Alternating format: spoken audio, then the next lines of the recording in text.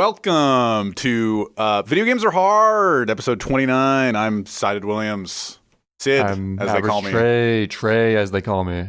Yes, average Trey. We're here for episode 29 of the Video Games Are Hard podcast, even though I just said that. What's up?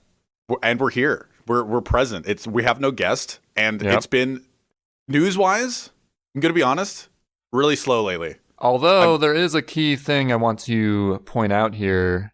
I guess Speedrun news-wise, also Smash news-wise, coincidentally, Glitch Infinite, which I was going to go to. It's a Smash tournament that was originally going to be January 14th through 17th, I believe. Mm-hmm. Smash Ultimate Tournament, although there was going to be a speedrunning side event, GDQ-style marathon, that I was going to participate in. Going to fly out to Maryland, do my run, hang out with Reed and Ideas and whoever else is going. Yeah. And unfortunately, because of coronavirus cases spiking in the recent history of our times, It got pushed back to late February. Okay. And now I'm hesitant to buy a new plane ticket because I have a feeling it might get canceled entirely, but we'll see how it plays out. So, how are you doing, Trey? Oh, I'm fine. I'm fantastic. The world's falling apart, but I'm fine.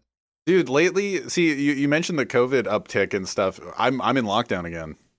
So I'm still going to work because I'm so essential to this economy. I'm in lockdown again, and we were talking about it just the last few days. I haven't been sleeping well, but at the same time, I'm just like, I can't. I didn't realize that we were recording today until 4 a.m. when I went to bed. Yeah. And speaking of schedule stuff, actually, this might be the last podcast that gets released on a Tuesday. Oh, yeah. We should talk about this. I noted that. I did write it down. My annual, where I work, they change. You, sign up for a new shift as far as night shift, evening shift, day shift, as well as which of the 4 or 5 days you're working. Mm-hmm. And that takes effect starting January 10th. Takes a fetch, yes. Yes, takes a fetch with a T. Which means that my new weekend, unfortunately, because I'm sort of low on the totem pole, I kind of got stuck with working a lot of weekend days. In fact, all the weekend days. Yeah. I'm working Friday through Monday, so I'm the big weekend guy. The big weekend guy. Big weekend guy. But, know, someone's got to be the weekend guy. I mean, shit. It's a 24/7 operation over here. Yeah, we haven't really discussed what we're going to do about it, but I did figure out that, I DM'd you, if we did the equivalent, we'd be recording on Tuesday and it would be releasing on, or recording on Tuesday or Thursday and then releasing on Sunday, right? Is that the math? Yeah, releasing on Sunday because it would have been my 3rd day of the work week. So if it goes basically to what, the same schedule that we're doing right now, that would be the equivalent. So it might be a Sunday drop from now on, but that's it. Maybe Sunday. We'll see. Yeah, we'll figure it out. That's literally me. Maybe Sunday. Maybe Sunday. Whenever we say maybe someday, it sounds like Sunday. So we'll do that. Maybe Sunday. Dude, that's such an old meme. Oh my god, it's such a 2014 meme. But yeah, I figured that was a pretty big update. I might also tweet about it too. There might be a lull between this episode upload and the next one. Yeah, because it'll be Tuesday to the Sunday after that Sunday, I guess. Sure. Or we could just record or we could just record on Thursday. Or do a guest list in 2 days. Getting an episode out in less than a week, that would be I feel like that's too much. I don't know. Well, it'd be a guest episode. It'd be it's already nearly 2 hours a week of other people's time. It's whatever. We respect your time here, So we're not going to give you time. We're going to respect your time by doing less that you had to listen to. well, Trey re-listens to the podcast while he's grinding ILs or whatever. You don't get that for a week, maybe. Who knows? True. But you know what I was thinking when you started talking? I was listening to you, for the record. I do listen to you. Man, I really wish this guy would just shut up. He's just so stupid. I've never thought that in my life. I've only thought that. No, I've never thought that. Thank you so much. When I was just like, we should really think of an intro. we're 69 episodes in. And it's just like, oh, are you going to do the intro or am I going to do the intro? It's just like, oh yeah, you can do it or I can do it or whatever. And then it's just whatever we feel like doing. and then it's just like, welcome to the podcast. Hey, or like, or what was the one you did with the Reed and Popo episodes? Like, I don't even remember, dude. There was just like, video games are hard. Video games are hard. Video games, and it's just like a dumb thing every week. But I feel like we were more creative last season. There were some really weird intros we did. Video games are hard, and that's the point of the video games are really hard, and I know that more than ever lately, because I've been trying to like delve through the Sidathon prep. You've been delving? I've been diving and delving, and I did my drivers, drive-ins and dives. Guy Fieri show. I had a delving test and got my delving license. Nice. But yeah, I've been PBing in pretty much every game I've played. I haven't. Good. The one game I've been playing. Yeah, to be fair, your PB in that game is like a minute better than mine still. Oh, pshaw. Oh, pshaw. But yeah, so I finally got what we've been talking about, the 115. The legendary 115.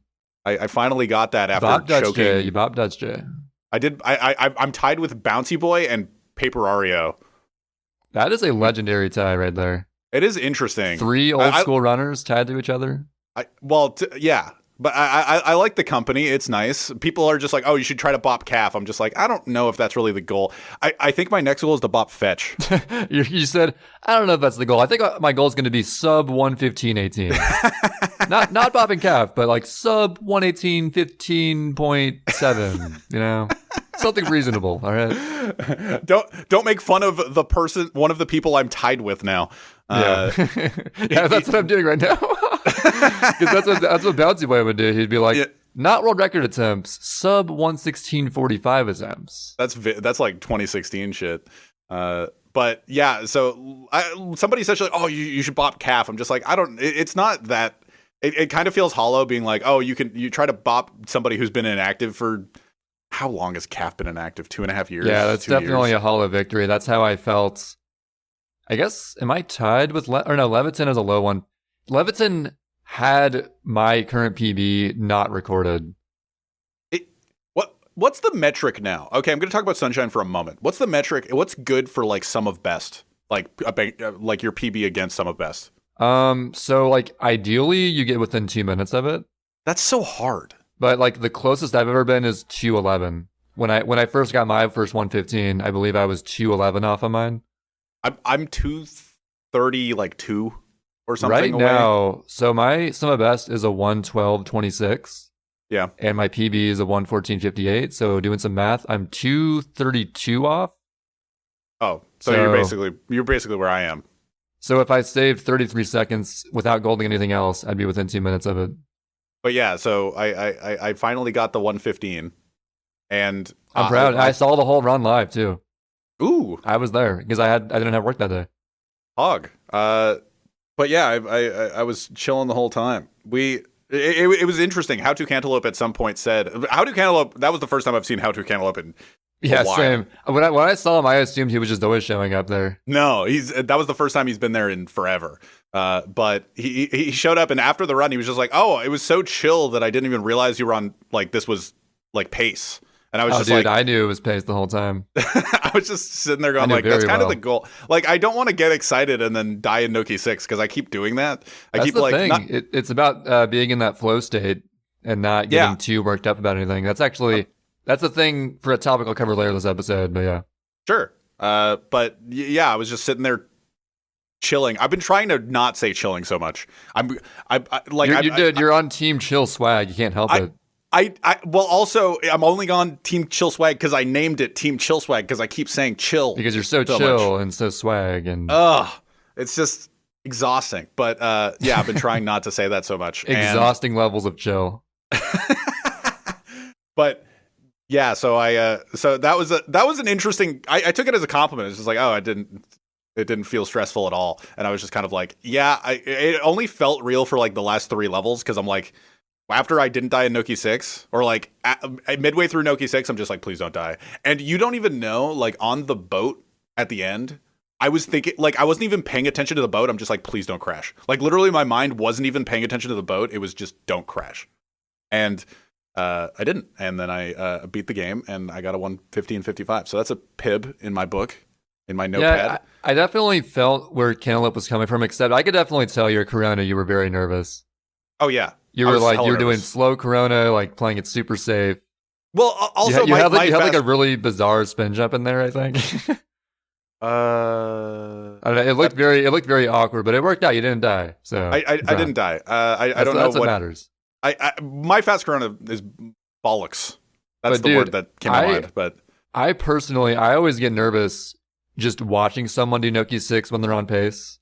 Oh, it was terrible. Like playing Noki 6 on pace is one thing. Like that's like super stressful. But whenever I'm watching someone do it, my hands get sweaty for them. Like it's crazy. Yeah, the empathetic. The empathetic hand sweat comes out. the empathetic hand sweat. What was it? There was a run before it that was better pace, like early on, that died, and I was just like, ugh. And then I just kept going, which was nice. So like the next run ended up PBing, which was cool. Dude, but recently I've been like in a funk where like my past 5 streams have been exactly the same. Oh yeah. For some reason, and this was like a recent trend because like just like the past 4 or 5 streams has happened. My first or second run of the day is like really good and like nearly on PB pace into Bianco, into Serena. Like it's going strong. Then somewhere in Serena, like either Manta messes it up or King Boo messes it up. Mm-hmm. Or of course Serena 3, because I'm the worst Serena 3 player ever, as we all know. Terrible. And for some reason, yeah, the first run, I will like pull out a 115, like play really well, looking strong. Like, okay, do some more runs today. Maybe I'll get a PB. And the remaining 4 hours of runs are just total dog shit. No. Like I barely ever get a single run past Pianta. I'm just spinning my wheels, getting nowhere. The past 4 or 5 streams that's happened, like I play solid first run, looking promising, and I just fall off so hard that same stream. I don't know if it's like a mentality thing or like coincidence. I don't know what it is, but I did the same thing where like the stream after, so yesterday's stream after my PB, not after my PB, but like the day after my PB, I went live and it was 4.5 hours of basically nothing, like not very good. That's any percent sometimes. Yeah, but I had a good mentality through it. Like usually you get a PB and then play like shit the next day and you're just like, fuck this game, I'm out. But after that, I was just kind of like, yeah, okay, whatever, that's fine. But yeah, so I also bought Popo. You know how we had Popo on the guest as a guest, and he was just like, oh, he skipped 116 and he had bopped me. I bopped him back by a second. So that's still insane that he skipped 116 though. Yeah, but like I'm only person better to than do him. that. But I beat him. So but you did beat him. So yeah, I have a second. My PB is a second better than him. So. But yeah, the thing is, I don't know if it's a mentality thing or I think it's just a coinky-dink that, because also like I had a run my last stream that could have been good after my first run, except of course I like messed up the A-B mashing the first time in so many runs on like the first small Pianta. Dude, it's what happened? Why does that happen so much now? I had like one stream where Pianta 5 just killed me 4 times. I'm just like, it's what? not. See, for me, I was so used to not messing it up that when I did mess it up, it threw me off so hard. Ugh. I was like, oh wait, I can actually mess up mashing there. Okay, interesting. Well, also, PD spam sprays. You ever do that where you mess it up once and then you just keep messing it up? Yes, I don't know what it is, especially when he doesn't tornado. It's harder, I swear. Oh. I don't know what it is. When he doesn't tornado, it's like stricter. I sometimes backflip into his tornado. I'm just like, yeah, that's kind of annoying too. I'm so dumb. Like, what? Yeah, what is this? Like you just gotta. He always spawns the tornado on the same cardinal direction from him. Mm-hmm. So as long as you like avoid that side of him, you're good. So yeah, I'm glad that I got the 115 out of the way. Yeah, I'm really glad that you got. I even told you easy 115 ink in the following stream. You got it. So. Wait, didn't you say it just after I PB'd? I did as well. That was an echoing of what I said. Oh. Look at like a little bit earlier. Oh, okay. I gotta look. I just said earlier, it again. But yeah. So I got that out of the way. So now I can just kind of delve into the Sidathon prep, which I have been. I've actually been doing offline practice of Vanquish, God Hard, DLC, DLC any percent. I don't know what order to say those in. Vanquish, God Hard, DLC any percent. Like those 4 words happen. I don't know what order to put them in. Because I don't care about DLC or non-DLC because it's just like two guns and the two guns that actually three guns, but the third gun sucks and then the two guns are good. So it's just like I don't know. I don't really want to be like, oh, there's an anti-armor pistol. I can't pick it up or I can't use it because then it would be a DLC run. Like I don't really have that in my head right now. You have to say DLC so you know it's the category you have world record on. Yeah, I do have the world record in. I did improve. So I've actually before my PB in any percent. Or in Sunshine, I now have a 54 in Donkey Kong Country. I got the sub 1 in Donkey Kong Country, and I improved my PB overall by like 15 minutes over the past couple weeks. So that's good. Oh damn! I didn't know it was 54. That's a lot better than I thought it was. Yeah, so I improved that. Not like a huge because for the per Sidathon rules, like it's just. A marathon of all the runs I've done, but I think I could probably get a sub 1 in the marathon now, so that's good time wise. I'm just trying to manage my time so that it's not 30 plus hours. And I did my second run of Vanquish Godhard with very little prep, and I PB'd by 3 hours. So wow, that's good. I got a 5 hour. What is it? 5:23 or something. Oh, I didn't even know you did another run. Yeah, I thought your PB was still like the 9 hour one.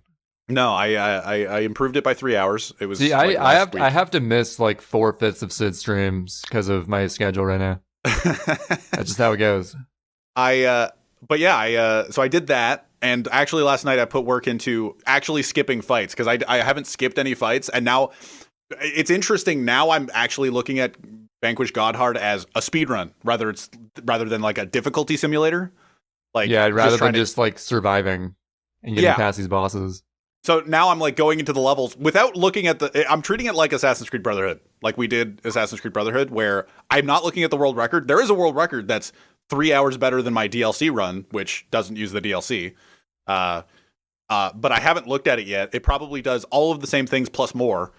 Maybe there's some glitch that I don't know about. Maybe I'll look at it. I don't know. I'm not really a video watcher. Spoilers, you won't. You never will. You told me before we started recording. It's like, nah, you won't. Wait, no, you said that about Dark Souls 2. Yeah, see, we were talking about double reverse psychology. So, okay, you know how, listen up, folks. You know how for most people, if you tell them, oh, you're not going to do this thing, they will end up doing it out of spite of you saying that? Yeah. Well, you see, Sid took it a whole new level, one level above. Yeah. When you tell him he won't do something, he still won't, because if he did do it, you would then say, oh, you did it because I told you not to do it. Yeah. So I reverse psychology to you. It's a new layer of reverse psychology on top of the reverse psychology. Yeah. It's crazy. The meta is if they're telling you to do something, like when your mom told you to cut your hair. That's the example that I just always have in my back pocket. Just like your mom told you to cut your hair, I would be like, don't do it. Just to spite her, even though you were thinking about doing it. Yeah. So like deep down, like she wouldn't turn around to you and be like, "Oh, you only didn't cut your hair because I told you to do it." It's like, no, why would I? That's insane. But you did. Yeah, no, I made sure to tell her I did it because I wanted to do it, not because you told me to. But, I respect that you had the right intentions in mind, and mom knows what's best, so. Yeah, so if they ask you to do something, you don't do it. But if they also tell you to do something, you don't do it. Or they tell you won't do it, you still won't do it. The bottom line is you just don't listen to anyone, do what you want to do. You just ignore it. You just ignore what they... But with the Dark Souls 2, I was saying, I think I'm thinking about booting up Dark Souls 2 again and trying to beat it, and you were just like, you won't. And I was just like, well, now I don't want to. Well, now I can't do it because if I do it, and then it's just like, oh well. So okay, the only way I can win is to say nothing. You have to. Well, you can't be like, you can't predict what I'm gonna do. Because if I say, oh yeah, you should do it. I will encourage you to do it. You'll be like, well, no, I don't want to. And then if I also say, is different. And if I say that you won't do it, you're like, well, now I can't do it still. So there's no winning. Encouraging is different. Encouraging is different. Instead of being like, nah, I know you well enough. You won't. You're lying to me. I guess that's different. It's a meme the whole way. You're more likely to do it if I say, yes, you will do it. I don't know what I'm more likely to do, but I know is I think it doesn't matter what I say, honestly. Yeah, I think it might not. I might just. What you know what? It actually doesn't, and I'll boot it up or I won't boot it up. That's actually interesting. That as like a topic for anyone listening, as like a question to you, if you ever post comments, we do read the comments on YouTube on Sid and Trey. Sid and Trey. Mm-hmm. See, I've always been the person where if I put a game down, especially a long adventure game, kind of like Dark Souls or Zelda or something, if I put it down for a year plus and come back to it, I can't just pick up where I left off. Sure. I always have to restart from the beginning because I'm like, I need context for what I'm doing. But you're saying you'd be able to just go back in the Dark Souls 2 after a year not playing it and just pick it up again? I think I would be, because I don't think... See, your example is apt because I've done, and I've talked about it on the podcast, with Dark Souls 2 or not Dark Souls 2, with Dark Souls and Dead Space 2. I've like played a little bit, put it down for a year, came back to it and beat it all the way, like restarted it and played it all the way through. So that is like what I would do. But with Dark Souls 2, I don't think it's like, not to say I'm God gamer, oh my God, but I don't think the mechanics are like that hard that I wouldn't be able to jump right back into it. If I had to boot up Bloodborne again, I would have to restart it. Yeah. Because, I mean, not even necessarily like a difficulty thing. I just feel like it feels awkward to just finish up the final quarter of a game after like so long not playing it. I don't know. I think, but I know I'm so close. You know? Yeah, you are getting relatively close. Yeah, I can tell you that. I just need to like do the dark area. And you literally just have to get through, I think it's called the gutter.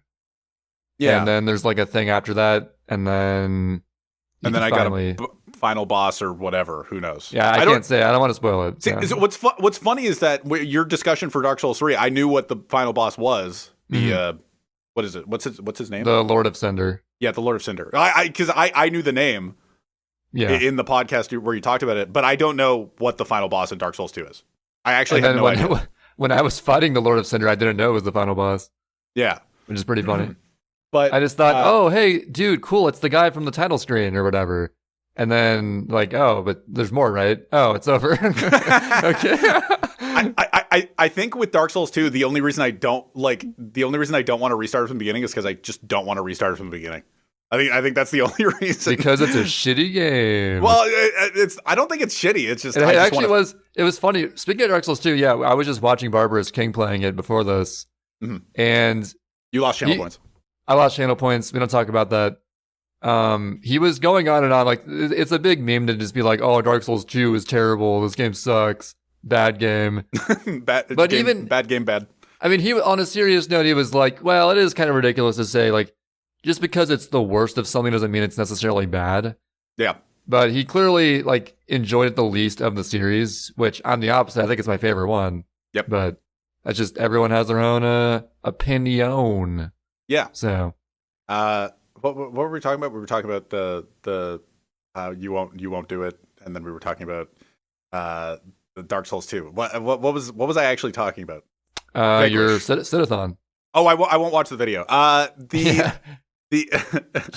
might just pick through it. I know that Psychonauter watched it, and he's just like, oh, there might be some strats I can glean from it. Yeah, so like Psychonauter is going to be your like third party watcher because Sid doesn't watch it himself. He gets someone else to watch it and describe it to him. That's different. I did that with you once. I think it's happened before again. I don't know. Maybe. I actually did do it with like Mega Larvitar and Rasmus. So that's just so funny to me. Okay, you guys watch the Bianca 100s in 120 Shines video and tell me what they do in what order, and then I will do it. But they're probably, dude, Bogey Brothers are always the ending boss fight.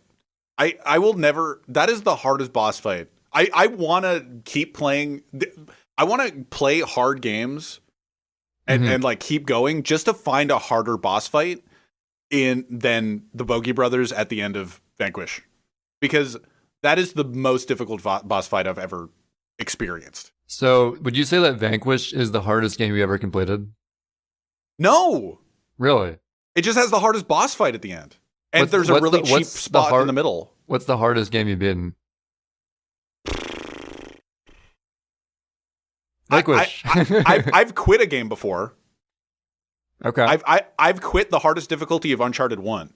Oh, I'm talking like the hardest game you have completed. And not just like quit halfway through. Because I feel like, I don't know, Vanquish looks harder than the Soul series to me, with Bogey Brothers and Burns. I think it's just the two boss fights at the end just like tip the scales. Yeah, so but like, hard. when you judge the whole game, are you averaging out everything together, or just like take the hardest bits you got to get through? I think you're averaging it out, aren't you? I guess. Like the only thing about Vanquish, like I feel like somebody would, like, going through Vanquish, they would be like, yeah, okay, this is okay. Holy shit, this part is cheap. Oh yeah, okay, this is okay. Oh my god, this part is cheap. And then they go, oh okay, this is okay. And then the two boss fights at the end are just like, oh my god, I don't think they intended people to win. See, I would disagree. I personally would judge a game if it was like Yoshi's Woolly World for 99% of it. I don't mean to call it Mod Tom. We should play it, dude. We should just play it.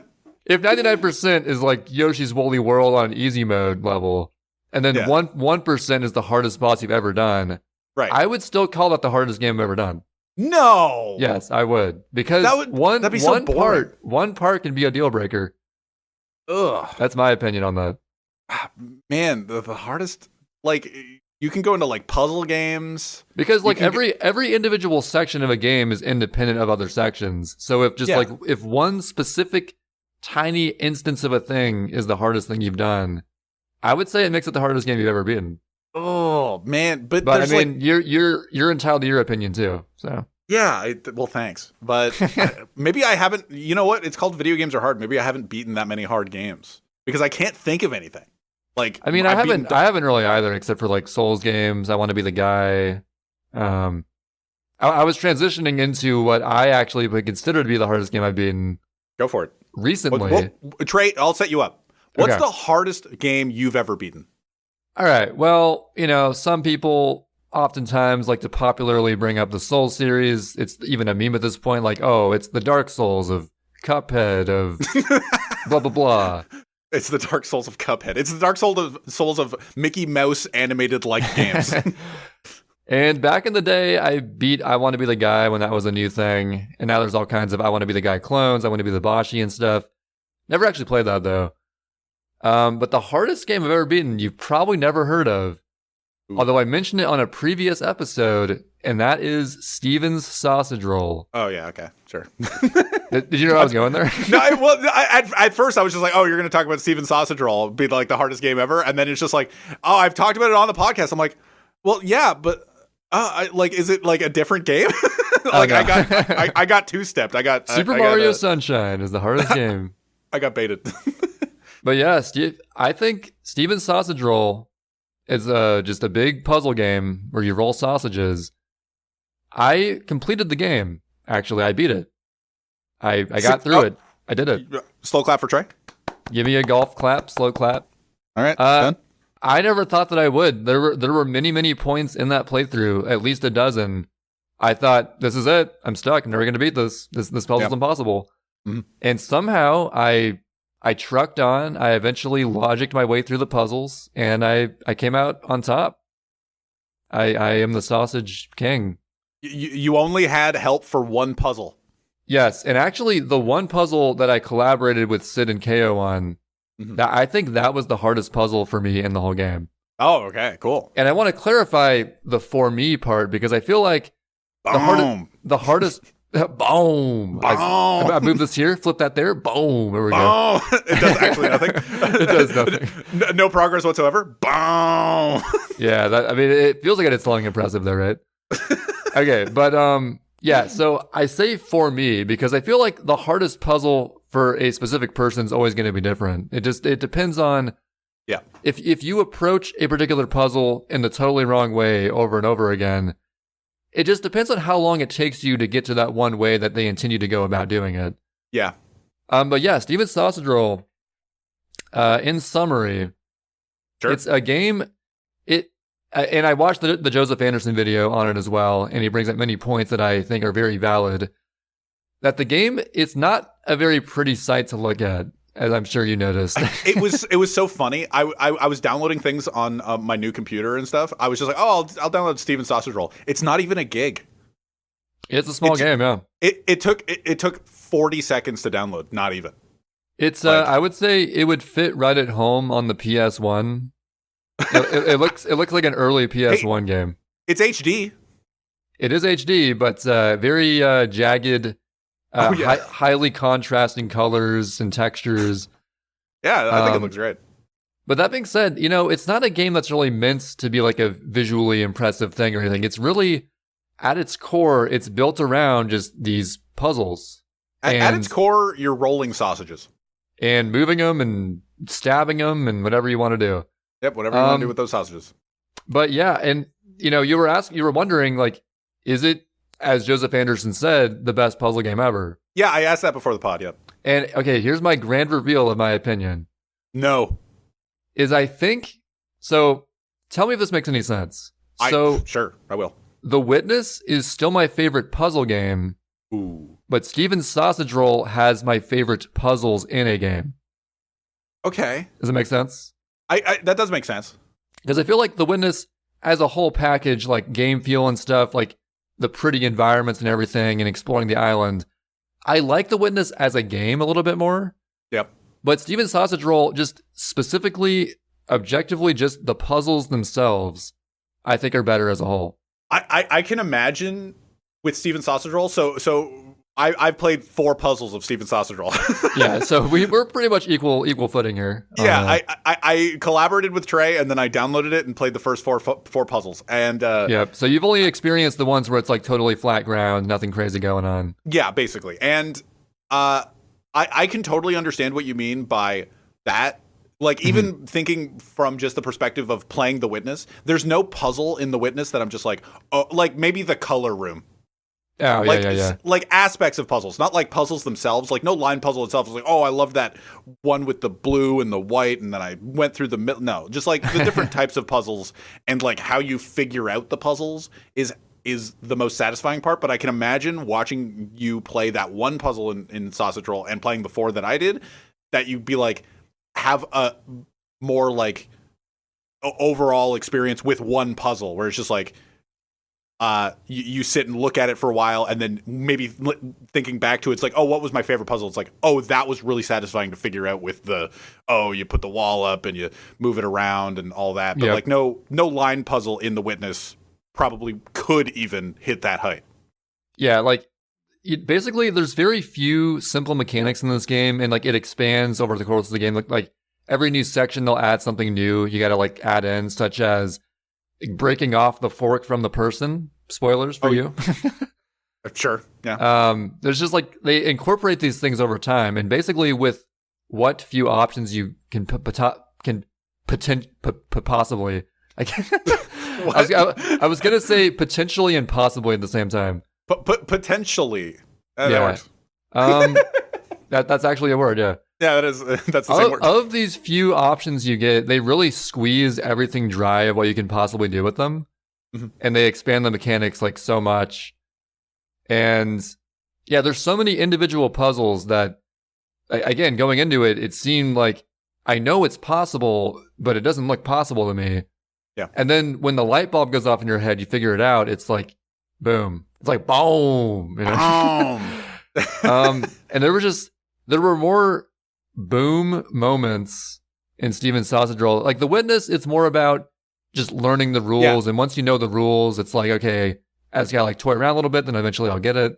The Witness, the thing about The Witness is, and what I was talking about, like Riven and Mist in the past, where it's just like, or even Abduction lately, is just like, there isn't really a flow to it, but with The Witness, they really did. They did really well with like, oh, once you discover this, once you have that boom moment, you then have this flow for a while, where it's just like, oh, okay, I understand everything for a bit, and then eventually you'll hit another wall. But Steven's Sausage Roll is Steven's Sausage Roll. Everything, the cards are out on the table. You know the rules, and so do I. But then you just got to figure it out, and it's astounding how many hard puzzles this guy like thought of, like back to back to back. And even like this game respects your intelligence so much, because even from the get-go, the puzzles start out difficult, as I'm sure you noticed. Do you think it's worth $30? That's a good question. See, I paid $30. Sid paid $6. Yep. Because he waited like 2 more days. Yep. It was during the winter sale. But you know what? I'm going to cope with that and say that I was supporting the developer. So Yeah, no, that's fine. I don't know. I think I would say that it is worth $30 if you if you really enjoy puzzle games, if you're very patient and you plan on putting time into this, then I would say it's worth it. This game is definitely not for everyone. It's not like the most accessible game. Yeah. You have to really be a puzzle fan. It's definitely like the puzzle fans game for sure.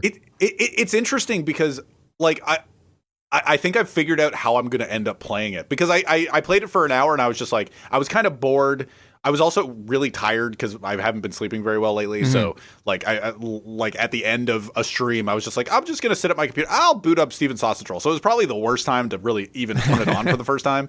And I think I've realized how I'm going to do it. I'm literally just going to put it on my second monitor and have a puzzle there, and then like periodically look at it and like think about it and then do something else.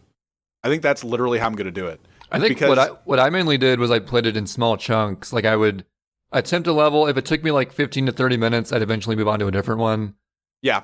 But even then, like my individual sessions were usually like no more than 2 hours. I would just sort of like, well, actually there was 1 or 2 sessions I was on a roll. Like I just kept like solving them left and right. On a roll? And yeah, on a sausage roll. On a sausage roll. I was on a sausage roll. I was on a sausage and... I was on a sausage and a roll in terms of solving them quickly. Yeah. And I just like couldn't stop playing. And then I hit a wall, and I'd step away for a bit, come back the next day, and they're like, oh, that's how you do it. Okay, I get it now. Yeah. But yeah, just the ramping up of what you use in the game, it's interesting. It's I thought the game would end like when it was like only 2/3 of the way done. Mm-hmm. But there was actually like a lot more, like one more big section of stuff to go. Mm-hmm. And actually I want to tell the story of how this is the only game I can think of that actually caused me a physical ailment.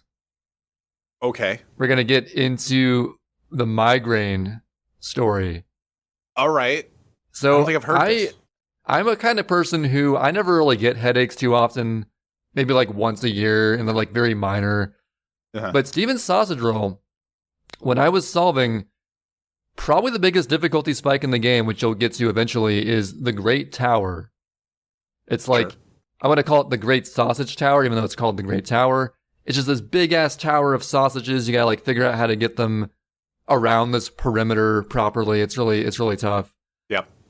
And solving that puzzle, it took me like probably close to an hour of just finagling my way over and over again. I was like, oh man, I messed this up. Oh no, I'm good. I gotta just put this here. I've screwed it up again. No, I can save this. And it was just this big, like I was so focused. It was so intense. And an hour later, I solved the Great Tower. Nice. And then, from the best of my memory to recall what happened, I got up to use the restroom, came back, and I noticed I was looking at my character, and like I couldn't really see my character too well. Sure. I was like, wait, like are my eyes messed up? What's going on here? And I actually, so your eyes typically have. Yeah, my LASIK. No, is my LASIK bugging out? Like, what's going on? That was, unironically, my first thought was I thought my LASIK was wearing off. Which, in retrospect, sounds silly, but like when it's happening in the moment, like it's like, is this really happening? Like I'm freaking out here. Sure. But so your eye typically has a blind spot to the side somewhere you don't really notice it because like your brain fills in the gaps. Yeah. But I had like a legit blind spot directly in the center of my vision.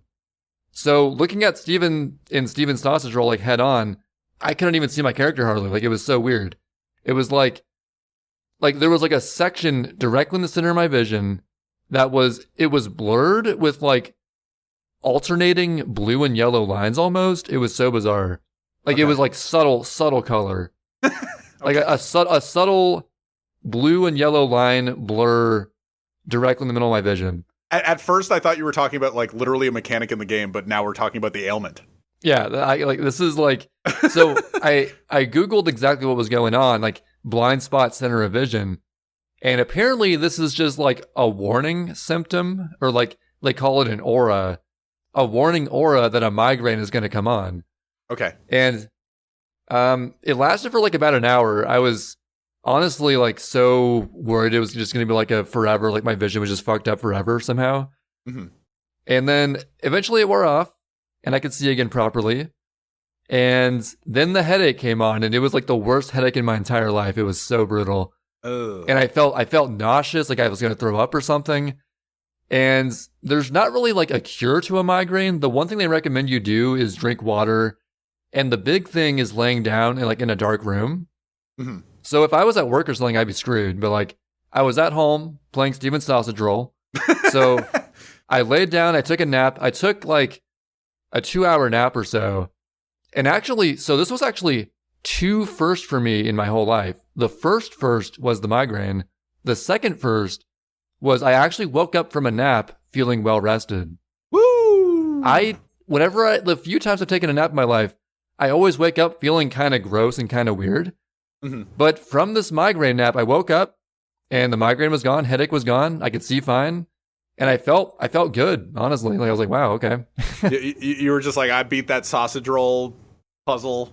Yeah. We're on to the next one. I think I mean, Were I you don't hesitant? know. There's no like 100% certainty that the game caused it.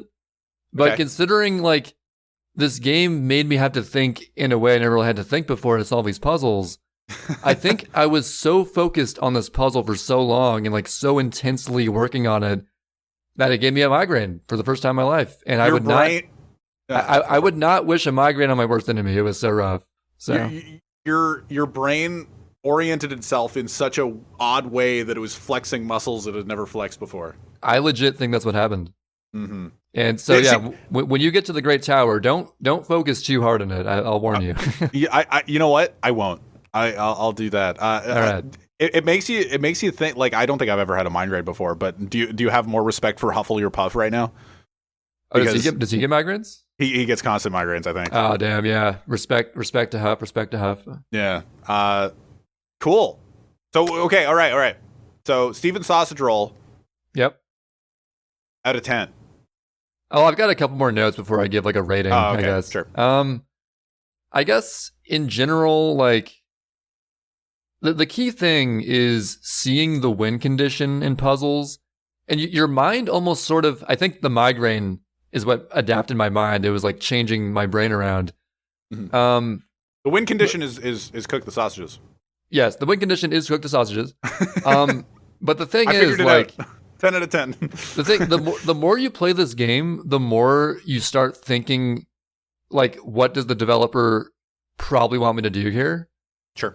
And like at first, you're sort of just clueless, moving around. And actually, the footage I'm showing on this episode is, I believe, of like day 1 footage of me playing it. And I'm sure if I watch it now, I'd be cringing so hard because I could probably solve these like in 2 seconds now.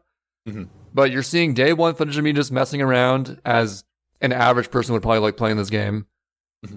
And I don't know, at first you just feel so lost, and it's like, how can I possibly, and maneuvering the character's kind of awkward. You gotta like back up into places. It's so awkward. It's so awkward. Yeah, sometimes because the fork in front of you is part of your character, you can't always just like walk forward and turn as you want. You gotta like sometimes back up into a corner, turn the fork, and then back up again. Yeah. It's like even more unwieldy than tank controls. It's kind of interesting. Mm-hmm. But eventually, like, you adapt to the movement, and your brain adapts to, as Joseph Anderson said, it's like almost playing chess, and you're almost thinking multiple moves ahead of like, okay, to create this win condition of cooking sausages and getting back to the starting point, like what mechanics should I utilize here? Like how are the set pieces set up? And I don't know, like the way that you think about the levels, like you adapt to it almost, and it's kind of interesting. Okay, I'm going to ask a very weird question. Right? I'm ready. Like, it might not be a very coherent question, but I'm going to ask it anyway. You know how in Luigi's Mansion 3 you enter a room and you just go through the checklist of the mechanics that you have? And then EGAD yells at you. And then EGAD yells at you and then tells you you're doing everything backwards anyway. But you go into each room, each puzzle in Luigi's Mansion 3 is you walk in and just kind of go through your checklist. It doesn't feel like that in Steven Sausage Roll, does it? Wait, it doesn't feel like what now? Like you go through a checklist of all the mechanics that you have? Or oh, no? yeah, you sometimes do that. Like you look at the arrangement of pieces, and like later in the game, they add more ladders and verticality and stuff. Yeah. And you ponder, like, should I put the thing on my head? Should I Like unstick the fork. Like, what should I do here? The thing is a sausage. Yes, the thing is a sausage. It's always a sausage. All you do in this game is move sausages. But like that simplicity is still like the best puzzles I've ever done. Yeah. Well, like in The Witness, you could be like, the thing is a line puzzle. It's just line puzzles. Yeah, it's crazy. Like they really like squeeze out all you can do with that simple mechanic. Yeah. I have a note. What did I say here? I wrote down, one time I was quick to dismiss a possible strategy because the majority of the game I was Oh, I know what this means. So different sections, I guess there's like different groups of puzzles together, and then eventually you unlock like a sausage that will allow you to get to a new series of sausage puzzles because it's demon sausage. That's all you do is move sausages. I unlocked a new set of sausage puzzles. Within a set of puzzles, are there environmental sausage puzzles? Sorry to interrupt. No, it's not. It's not. That's why the Windows is better. It has environmental puzzles. It has environmental. I want environmental sausage puzzles. There's what was I saying? God, you just Marquez Brownlee me. God damn you. Reread your note out loud. God damn it. Okay, yeah. I know what it is. Okay. So you get to a new set of puzzles, and within that set of puzzles, they often reuse a specific new mechanic over and over again. Mm. And it wires your brain to be like, okay, I know it probably involves this new mechanic they want me to use now. How do I use that and then solve it? Sure. But every now and then, I think a couple of times it comes up, in that set of puzzles, it'll be arranged in a way to make you think you have to use that thing, but it's a red herring. Ooh. And you actually don't have to use that thing. In fact, you can't use that thing in order to solve it. So it's very like, you got to like really weigh all your options, even if you're in a section where it's like, okay, this is the put the sausage on your head section. I got to put that on my head somehow. Mm-hmm. Occasionally, you won't do that. And it's like, you always got to be aware of everything you can possibly do. Fuck. I had a thought. So do they integrate that mechanic after you get the mechanic and have the section? Do they integrate that mechanic well into the rest of the game? Or is it like Zelda where you get some sort of like just item that you use for one what is it? The spinner in Twilight Princess. It's like, use it for one dungeon. Very situational to like that section. Yeah. I would say like for the most part, like in the first 2/3 of the game, when it's just like split up into like, oh, you can choose puzzles from this area. Eventually in the end game, it's actually just like a linear series of puzzles into the finale. Yeah. And I think in that linear series is when they combine them all in like random ways. Yeah. Which like to create theoretically the most complex puzzles. What's weird is that the tunnel at the end of The Witness. Yeah, just like that. But like what's weird is that a lot of the ending puzzles I actually found like weren't as bad as some of like the very early game puzzles. Like some of the hardest puzzles in the game are pretty early on. I don't know if that's like a bad difficulty spike or my brain adapting. I'm not, maybe like a combination of both. Mm-hmm. But and also one complaint, and Joseph Anderson said the same thing. The very last actual puzzle you do is definitely like a sour notes kinda. It's not even like a creative puzzle. It's just like a very tedious series of steps you got to do. Mm-hmm. Like you understand the solution pretty early on, but you still got to like do a ton of stuff to like finish it. It's like really tedious and dumb. But yeah, like the final puzzle kind of sucks, but ultimately like the thing you do like at the very, very end is kind of a cool moment, and it like ties together. There's actually lore in this game. I'm not surprised. There's lore. You can like read these little things, and like they start out like super vague at first, and it's like, okay, whatever. And then as you go on, it becomes more clear, like, let's just say the sausages may not necessarily be all they seem. Let's just say that. Do they set up a Steven sausage roll too? A Stefan sausage roll too? No, they do not. But not going to spoil it. But there is lore to this game, and the very final thing that happens after the kind of lame, tedious puzzle and like going back around, it's interesting. It's not like too deep or anything, but yeah, it's just like, oh, that's makes you think. I guess I'll definitely pick at it. Mm-hmm. I know this was one of our games that we were intending to like both jump into, but yeah, I don't know. I've just been more. You're more in the casual realm right now. Dude, than I am so deep in the casual run. I even started a new game after that already. Oh, what did you start? I already started Everhood. Oh, which is like a very. I'm not going to get into it right now because I just started it. Sure. I only started playing it because I saw Jay Buzzy B, a good friend of ours. He was streaming it a few months ago, and I was like, "Oh, it looks kind of cool. I'll check it out sometime."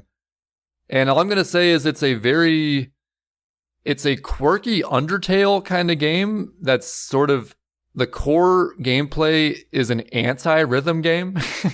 Oh yeah, this because game. You're a dude dodging Guitar Hero notes.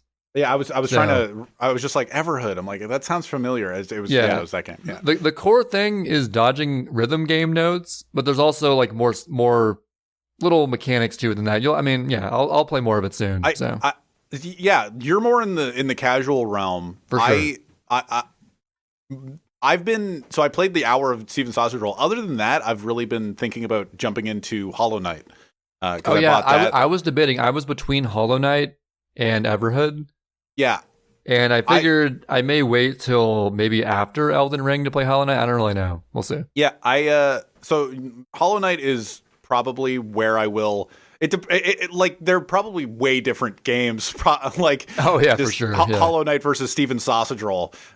It'll probably be like, oh, I feel like playing Steven Sausage Roll. I feel like playing Hollow Knight if I ever want to play a casual game. But lately, it's just been like last night and yesterday morning, I spent probably a total of 6 hours just kind of going through Vanquish levels, trying to figure out like, oh, can you skip this fight? Like, where does the checkpoint load? Like, if you reload this checkpoint, do all the enemies despawn, which it mostly does, and stuff like that. Like reloading checkpoints, but it's more.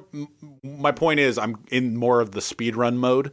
And yeah, you're much more in the prepping for your marathon mode. Yeah, and so, like I played Odyssey for the first time in 3 years, like all the way through last week. It was terrible. I got like a 2.5 hour time. I got 2 questions. Is Mario still going to be in the marathon? What's interesting is this morning I actually had this thought where every marathon is like Mario plus everything else. It's like 18 hours, the 602, the 1545, the like whatever different, the rare games plus all the Mario games plus whatever. I think it'd be interesting if it was just my marathon was everything but Mario. See, my idea is to have would Mario just be Odyssey and Sunshine? And Galaxy. Oh yeah, you did run Galaxy. That's right. Yeah. Yeah. It'd be like if I got the world record, it'd be 7 hours of Galaxy. Damn. Well, if you were to do Mario, I'd say for Odyssey, just make sure you know Moonskip, and then you're good. Yeah, I think that's where I need to go through a little bit of Odyssey prep. Not much. I don't really want to play Odyssey. That's really where my goat has been gotten with the Sidathon prep, where it's just I don't want to. It's just like, oh, I could remove all the Mario games because I don't want to play Odyssey, and it's not even that I don't want to play Galaxy. Because I enjoyed my casual playthrough of it, and I enjoyed doing the 120, and I think I'd be really interested in seeing what the speedrun held. I'd probably watch a vid, because I don't really want to go through it and be like, oh, how do you do? And also, there's probably so many resources for Galaxy speedruns versus Vanquish, which I'd probably watch the world record, and maybe there's somewhere to go with it. Who knows? Maybe the Vanquish God Hard speedrun is the most optimized thing ever, and I don't know. But it's like the best speedrun ever done. No one knows. Yeah, and but I kind of liked the idea. Literally this morning, thinking about it, just like, oh, I could just remove Mario, but then it would feel weird because I think you've got a lot of non-Mario stuff though. Yeah, I mean, Vanquish, Assassin's Creed, like those are 2 long things by themselves. But I don't know. I kind of want to do Sunshine still in it, but like. Where it's heading right now is probably Mario's still going to be in it. I'm going to put the littlest bit of prep in Odyssey. And I'd say just like shorten Galaxy by an hour or 2, and then you'll probably be good. But yeah, that's where my mind is at lately. And that's still going to happen in late January? That's where I'm heading. I made the new command in my chat, and it says late January and lists all the games in order. People are just like, oh, why is it that order? It's just like, it's reverse order of every game I've ever played. or every first run I've ever done, I guess. And I was just like, Mario Kart is your first? I'm like, well, it's the first one I streamed because it was my first stream ever. And did you really speedrun that though, or did you just kind of play through it? I did a race of it. Oh, then I guess that is a speedrun. It was the 5-5 race, right? By default. So, I like calling it the 5-5 race because like 5-5 would not know anything about it. It's like, what? A race with me? It's like, yeah. No, dude, I bet that if you talk to 5-5, 5-5 probably remembers that race. He might. You'd be surprised. Sure, but like it's like, oh, this one-off race in May, and the only reason I'm doing it is because it's just like, oh, it was my first stream ever. And like, I wasn't even going to do Odyssey in this marathon until somebody was just like, remember you did Odyssey like twice? I'm like, fuck. God, I did Odyssey. Or like you even said it like on the podcast or something. It's like, oh, you're doing Odyssey. I'm like, oh fuck, I got to do Odyssey. Like, oh, I regret this whole marathon now. But yeah, that's where my mind's been really focused on. Odyssey's pretty short though, at least. Yeah, like in the grand scheme of things, I did take 2.5 hours. I'm gonna have to like do some attempts of it, just like I did DKC. I think literally just learn Moonskip, and that's like a free 20 minutes right there or whatever. Literally learn Moonskip and know the route. That's kind of, yeah. I sort of get used to the movement again a little bit. Dude, the movement feels, I don't want to, I like, okay, welcome to episode 29 of Fuck Odyssey. I like, the movement feels so, like, it's not bad. And I know it's not bad, and there's so many good players of it that it's just like, I think it's just weird that you can turn Mario in midair. But also, like, it feels like they did it's like the average between really precise movement and Luigi's Mansion 3. Where it's like Luigi's Mansion 3? It's like a split between them, and it feels so weird because Mario Luigi's Mansion 3 is like the least precise movement you could possibly have. You know what the hardcore mechanic or movement in Luigi's Mansion 3 is? And I learned it right away, where if you tap like if he's if Luigi's facing forward and you tap down and press the flashlight button, he'll 180 degree turn. Ooh. And I learned that pretty quick. I never used it because I was fucking casually playing the game. That's actually a thing. I actually watched part of a Resident Evil 4 speedrun after I was done with that game. Yeah. And there's actually like one advanced tech they do beyond just walking around, where I think they turn the camera with the C stick, tap a direction, they can like turn super fast. Other than that, they're just shooting well, walking well, dodging enemies well. Yeah. Walking well. It's pretty much what you'd expect. So they turn into a walking whale, and I guess the Steam version of RE4 is like a lot faster than console, which makes sense. Oh, for sure. Because it's PC. So but yeah, the Odyssey is because Mario still takes like a while to turn. Like if you walk, he's just this slow startup animation of walking, and then he just kind of like I don't even know how to explain it. He's just like, ooh, and then he goes. like that's my description. Hope you enjoy it. I'm the word guy. Ooh, and then he goes. But like I guess you can do it differently if you like start with a roll and then you whatever. But I don't know the deep mechanics of Odyssey, so just playing it like trying to go fast. You don't have to know the deep mechanics. You just gotta know how to get through relatively decently. Yeah, but sure, yes, but it doesn't take away from the fact that like I'm in this weird middle ground, right? Where it's like, oh, I'm not taking it super seriously, but I want to do a run of it. Like you want it to be not bad, but also you don't like want to put too much time into it. Exactly. So I'm just like, okay, so what's the bare minimum I can do? And because then I'm just the more time you put into this one thing, that's sacrificing time for other games. Sure. But also, time investment into this game would mean that I would have to play it less later on. True. Like especially in such an exhausting like marathon, it would be because everything is going to come after Vanquish God Hard mode. That's the first thing you're doing. That's the first thing I'm doing.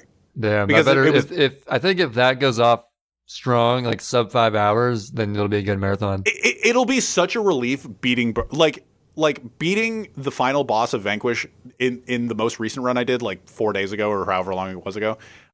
Like it was so relieving to beat because you don't know, like it's not RNG. Well, it is RNG to beat the final boss, but like you don't know how long it's going to take you because I did like an Act 5 speedrun of it and took just over an hour. I'm like, pog, dope.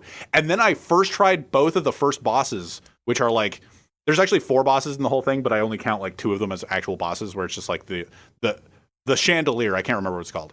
The clear big guy that just kind of like turns invisible and shoots lightning at you. I can't remember what it's called. The clear big guy. He calls him the chandelier, and I just, in my head, it's just the chandelier. But I first tried him, and I first tried Burns in that like act. Damn, first trying Burns? Yeah, I first tried Burn, and I was just like, dope. And I in that Act 5 individual world, essentially. And then I lost 45 minutes to Bogey Brothers because I'm like, fuck, like it's just so hard. Like, periodically, you're just going to get destroyed. But it's just like they decide that you die. And... but it'll be so relieving in that setting to beat the Bogey Brothers, because it's like, oh, nothing as hard as this will come up ever again.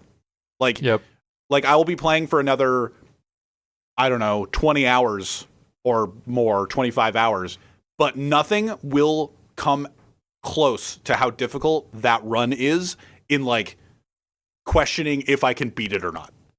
You know? So I wonder if the combined difficulty of puzzles and Steven Sausage Roll is harder or easier than the Bogey Brothers. You got to play Vanquish, and I got to play. You got to play Vanquish and then beat it on God Hard. Fuck that! I'm not doing that. I saw you struggle through that for like 12 hours. Oh my god, that was tough. But I prefer to enjoy my games, not suffer. You played Steven Sausage Roll. Hey, but I like puzzles. Fuck you. I mean, okay, don't get me wrong. There was suffering beyond just the migraine, but ultimately, I was satisfying to beat it, so fuck you. You played Dark Souls? Steven Sausage Roll is harder than the whole Soul series. Well, no, I mean, like, for Vanquish. Oh, yeah, but, like, the fucking no boss in Dark Souls took me, like, 12 hours to beat.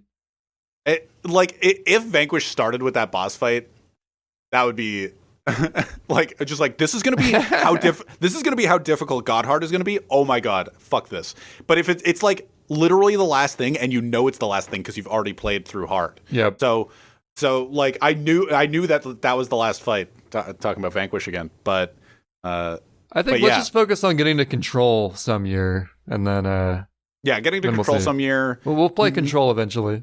Learning Moon Skip, Mole Skip. Mole Skip. Where the hell did that come from? Better practice Mole Skip. You never know. Getting in that cannon. Speaking of camera control for a second, you were talking about Resident Evil 4. Apparently, there's a frame time save entering Noki again. Speaking of Sunshine. holding C stick up. Yeah, and doing it. And because I've known about the if you're in Y mode and you tap both sticks, it'll move faster for like a moment. But I've never really thought to do it for entering Noki, so it's good that they thought of that. Yeah, I don't know if I'll do it or not. Maybe if I'm really like, oh, I gotta save frames to get this PB. Let's go. I'll probably do it just like when I think about it. If I don't think about it, I won't care. In even crazier Sunshine news, there might be a potential hoverless Gelato Beach skip. Oh yeah, because Japanese player handles like YK Pen 64. He actually using a method that we messed around with like before the real GBS was found, like 2013, where like you can get stuck in the piazza and like sort of clip through the floor partway, and then set a coconut down like partway through the floor. And we tried that a long time ago, didn't get anywhere with it. But actually there is a setup like extremely precise with like setting it down in just the right spot, going to like some random spot on the outside, Y-turning a certain amount. And he actually rolled out onto the coconut between the glass and the coconut and went through the glass. Was me linking this morning or earlier today the first time you'd seen it, or no? I saw the tweet like a week ago that Orange linked that he just said like, he done. And he was like inside the glass or something. I think that might have been like fake or something though, because on this tweet, he's able to roll out directly through the glass casing around the shine. Yeah. But he doesn't have any way of stopping inside of it. Yeah. So we're like so close to it. And this would be huge because hoverless GBS, I mean, that would save 10 minutes in hoverless. So. See, this is how hoverless, fucking hoverless. I don't care for hoverless whatsoever. See, watching that, I remember I was watching it earlier today and I was just like, oh, that's interesting. And then I thought about it for a little longer and I'm just like, oh, that's cool that they can do that. Weird. I wonder what it could affect. And I was sitting there going like, but it's slower. Like I didn't think, oh, it could be applied to hoverless. I just go like, oh, it's slower. It doesn't matter. Like, yeah, like who cares about hoverless? Well, Now, I just think beyond hoverless, I think it'd be dope if it ultimately comes out that this method does work. Mhm. Because this was the first method we were really trying back in the day before Toval came around. Yeah. We were just like clipping through the ground halfway, setting like either coconuts or like using cataquacks to like maybe clip in there. None of it worked. Imagine you could use a plungello. If you could bring a plungello over there somehow from the Gelato like, 2. Weirdly, and then bait them over. Yeah. Easy. But yeah, we'll see if hoverless GBS might be possible by the time this goes up. So every week, Trey, is another week. Yes, we've been doing our Back for Blood update. Oh yeah, I forgot about this. Okay, we got a Back for Blood update, and it's a doozy of an update. We have to quit playing Back for Blood forever. We'll get to that. I might have to quit playing Back for Blood forever for sure. But so we have to redact something from our previous Back for Blood segment. Oh, this too might be worth noting. We were talking about how good we had gotten at Back for Blood like 2 weeks ago. And like, oh my God, like Act 2 was a breeze. Holy shit, we went through it. Act 1 was such a slog. We really came together as a team. Trey figured out how colors worked with guns. And we were talking all this like, wow, we're so much better at the game now. But in between our sessions before that, where we were talking about how like hard our first attempt at Act 2 was, and like the breaker spawning in certain spots, and like, wow, there was no way we could get by it, and we didn't even get to the first checkpoint, let alone the rest of the act. And then our next session, we had just blown through the act. Holy shit, we got so much better. There was an update. There was a winter update. And the only change was the Christmas tree, right? They only change. No, there was so much that they changed, and we only realized it when we started Act 3 because KO, right? We went into the session and KO was just like, oh, they changed a little bit about Back for Blood, and he didn't even know to the extent that was changed, and he went through all the notes. I like that. They changed a little bit. Yeah, he came in and was just like, oh yeah, they changed a little bit, but we're still like amazing at the video game now. Oh, okay, that's good. And then you guys went through the notes. And they just made the difficulty that we're playing on, the mid-tier veteran, just so much easier. Or like for us anyway. There were like so many changes. Like the health refill stations, you can use like more than like you get two free refills now. Yeah. And you do more damage, you do less friendly fire. Yeah. Pretty much like across the board, like everything that would make it easier was made. And that goes for like all difficulties, I guess. One of the bigger things that they had changed that we didn't even realize, because none of us really got hit by sleepers all that much through our Act 2 playthrough. Yeah. Like, I think some of us got hit like once or twice, but it was like kind of glitchy. So you can kind of think like, oh, the game didn't quite react to it and send the horde. Before the update, sleepers, which are just these wall-mounted zombies, essentially, that when you come within range, they attack you, that like a hunter in exactly like a hunter in Left 4 Dead, and just latch onto you, and you're pinned to the ground. And they're easily detectable, and like from a while away, you can see them unless they're like right around a corner. But they send a horde. So they're like, if you trigger birds or like hit a car alarm or whatever, they would attract a horde.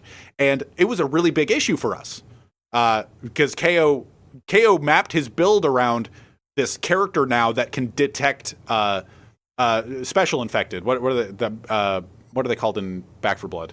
I just call them special infected. I don't know. Manifestations. It starts with an M. Whatever. The tall boys, the motherfuckers. Yeah. The break, like just the special infected versions, you can detect them through walls, and also sleepers are part of that like subgroup that he can detect through walls. And that was like his thing. He would go forward and be like, okay, there's a sleeper here. Don't like let me deal with it, or and like we would trigger it. Be anyway. Careful. Yeah, we would trigger it anyway, and they're just like fuck. But we were also always in good spirits. blah blah blah. Oh yeah, posy vibes. Posy vibes. It's always singing, whatever. They were good times. They must end now, but they were good times. But we'd get hit by the sleepers. But now with the new update, they removed that horde, which is huge for us. Like, yeah, so the sleeper can still attack you and attach to you, but like no horde is called. Yeah, no so horde is called. They're basically just like a non-issue now. Yeah, well, like the damage from them is like I've never really acknowledged how much damage. I don't think they do much damage at all. Yeah, it's just like the big deal was the big meme for us was just like we would get slept or like hit by the sleeper, and then a horde would come and we'd go like unrelated horde. It's just unrelated. Nope, not related to anything we did. Nobody fucked up. Unrelated horde, just totally. Oh, unrelated horde. I didn't know what unrelated horde even meant, to be honest. Yeah, it was for the sleeper. I was just like unrelated horde. It was for the sleeper, but it meant not related to any action we took. It's just here. Don't worry. Yeah, it's just like, oh, we shot birds. Unrelated horde. But so they changed a fair bit. That's why we breezed through Act 2, and they even made Nightmare easier. I don't know how much easier because we haven't played it. But Nightmare is like probably actually doable for humans now, because before it would have been just like ridiculously hard. And it's kind of lame that they did that. Like 2 months after the game. After learning that, I felt a hollow victory. Yeah, because from like Act 2, because we were like, oh man, we're killing it, we're so good. Mm-hmm. Oh, it turns out it was a lot easier and all in this and this way. Oh, yeah. Okay.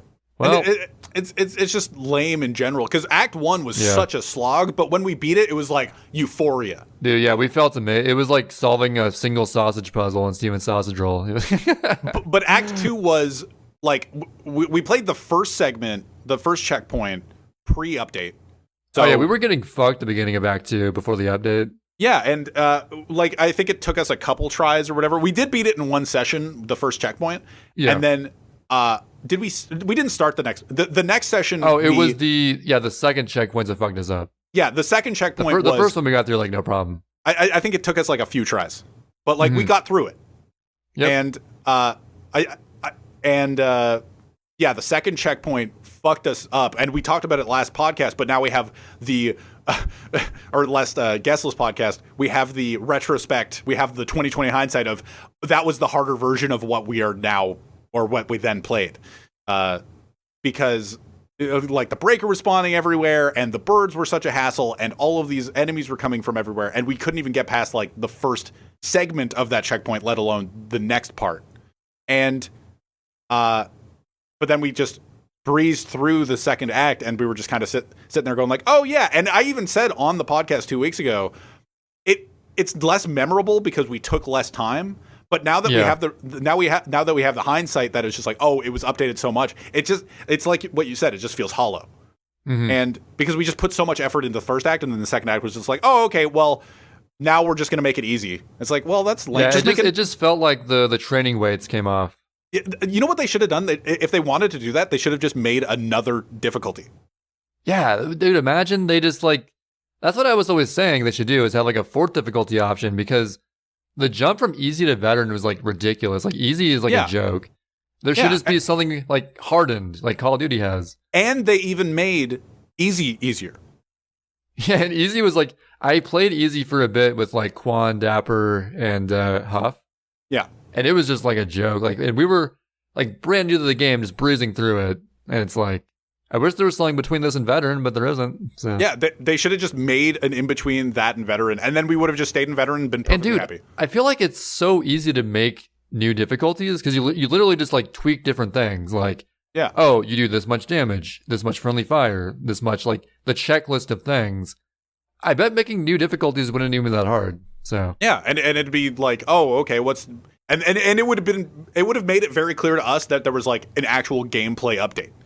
It's like, oh, here's this, like, what is it, green, yellow, and then red? Oh, here's this blue difficulty. I don't know, but just like in between. It's like, oh, okay, what is this? It's like, oh, it's in between, and they were trying to cater to people that wanted more difficult than easy, but less than veteran, blah, blah, blah. Because veteran, like you said, is a huge jump.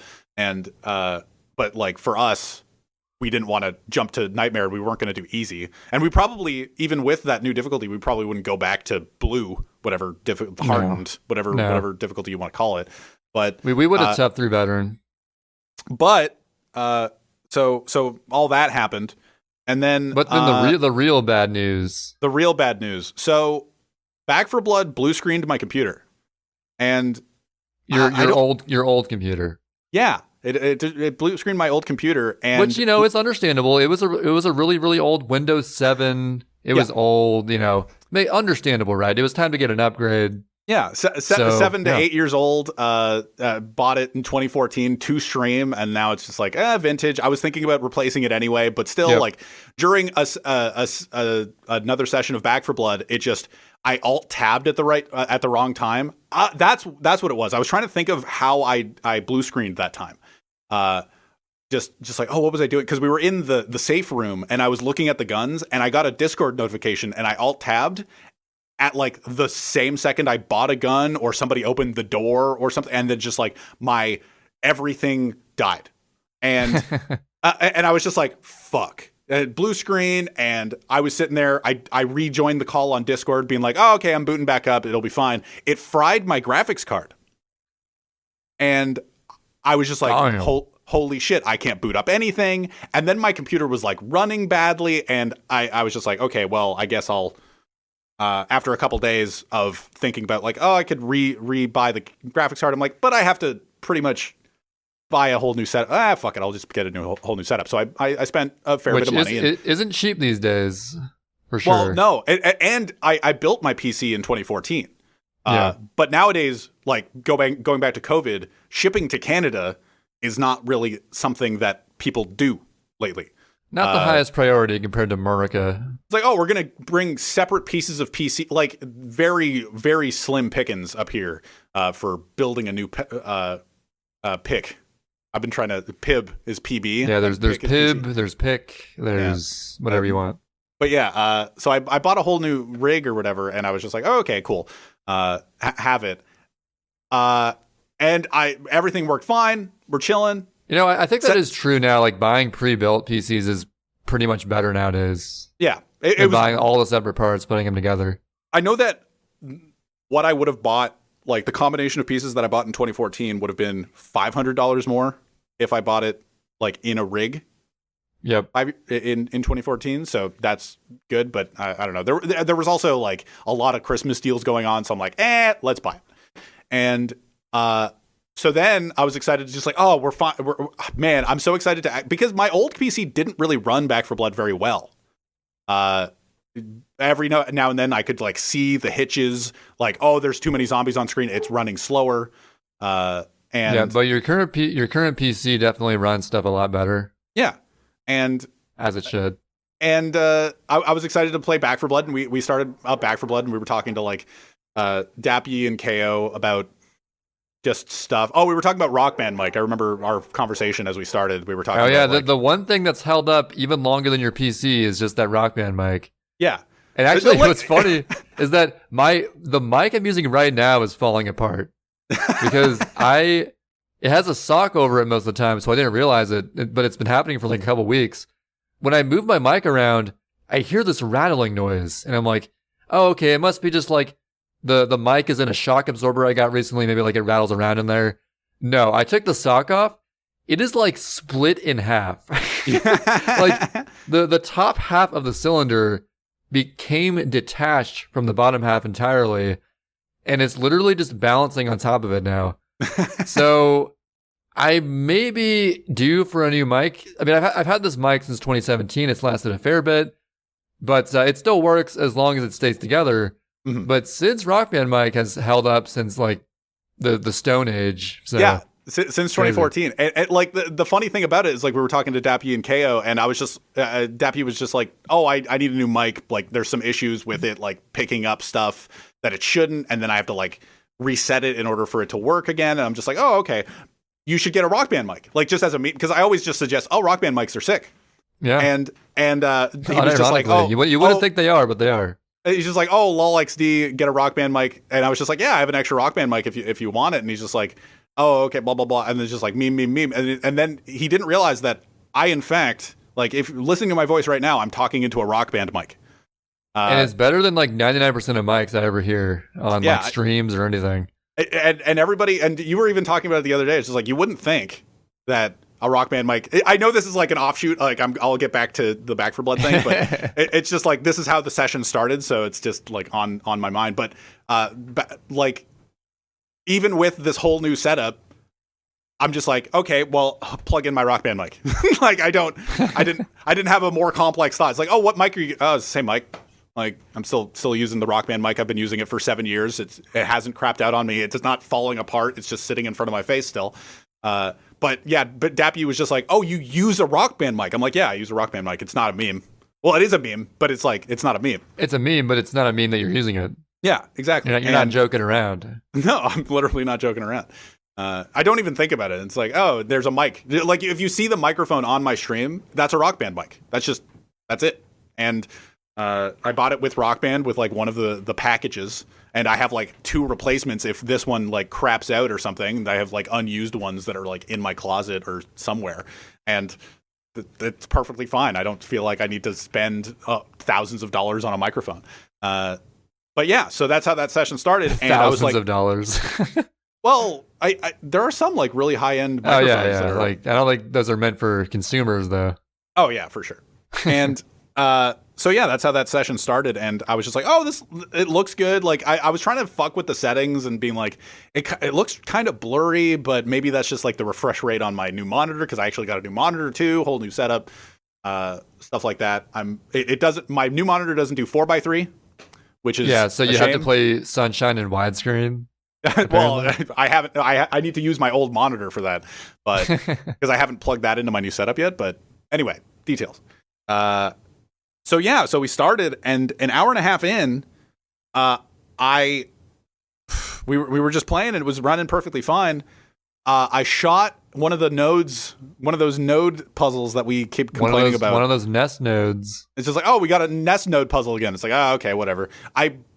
On like our third attempt through this, at some point I just like from a distance shot the end node to like pop open the door or whatever. And as it popped, my computer blue screened again. My new one. The new computer blue screened again. And the new computer blue screened just in general. For the first time. The blue screen happened again, new computer. And I was sitting there going like, no fucking shit. Like, so Back for Blood is definitely the problem here. Holy shit. Like, I was just sitting there going like, oh my God. Like, I got warranties and stuff, so I'm not like that. Like, I was worried about it, though. Because I'm just like, bro, I just set all this up.